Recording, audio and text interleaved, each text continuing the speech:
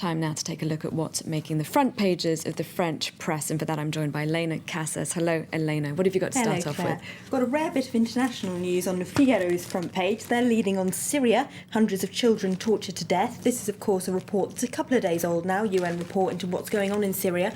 But the paper uses their editorial today to call for international intervention in that country, saying that what's happening there is worse than anything that ever happened in Libya. And if we have a look inside, they've got an interesting article from their correspondent in Israel about how much Israel would actually quite like to see al-Assad stay in power there. They, of course, are trying to keep the very delicate balance of power in the Middle East. They're worried he might be replaced by an Islamist government that would not be particularly well disposed towards Israel. And, of course, they're also very worried about what the outcome of elections might be in Egypt, where they're still reeling from having lost their alliance with the Mubarak government.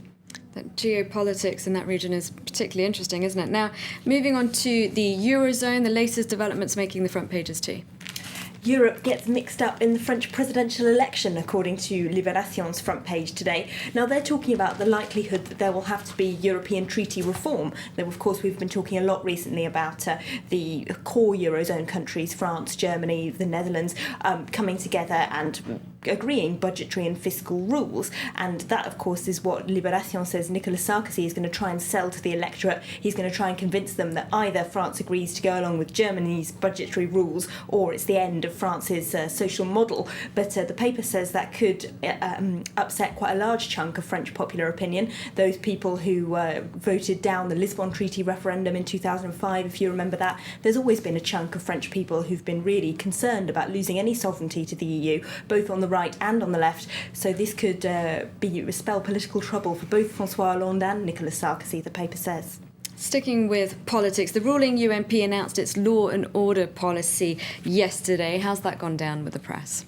Well, there's some pretty standard tough right-wing rhetoric in it, according to Le Figaro. They say that, of course, they attacked immigration. The Interior Minister saying yesterday there's too much legal immigration in France. At yesterday's meeting in the Rhône area in the south of France, the UMP added to that by saying they're going to impose tougher prison sentences for everybody who commits a crime, especially the young offenders. They're going to be get community sentences from the age of 12, according to Le Monde today.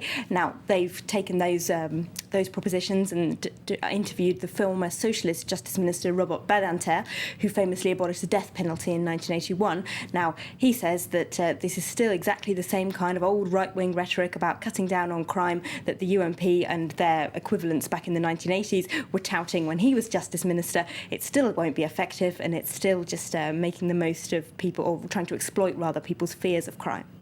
Now, it's World AIDS Day tomorrow. That's already making the front pages, though. Yes, here at L'Humanité. Their headline is A Social Death, and they've got two HIV-positive French people who've agreed to talk to them inside the paper. Now, they say one good bit of news for World AIDS Day is that people, at least in Europe, are surviving longer when they're HIV-positive. But a bad bit of news is that they're getting a lot of discrimination in the workplace. Both of the people interviewed say that they've lost jobs as a result of employers finding out they were HIV-positive, and that's something that, according to the paper, has happened to 70% of HIV-positive French people. And a revamping of one of Paris's most famous tourist attractions. Yes, Oscar Wilde's grave in Paris's famous Père Lachaise cemetery is most famous, as you probably know, for being covered in lipstick kisses that tourists come along and kiss it when they arrive. But apparently cleaning off all that greasy lipstick off of the famous monument is too expensive for the Irish government, which is in charge of looking after the graves of famous Irish people abroad. So Libération reports today they're putting up a big glass screen all around it that's set to be unveiled later today.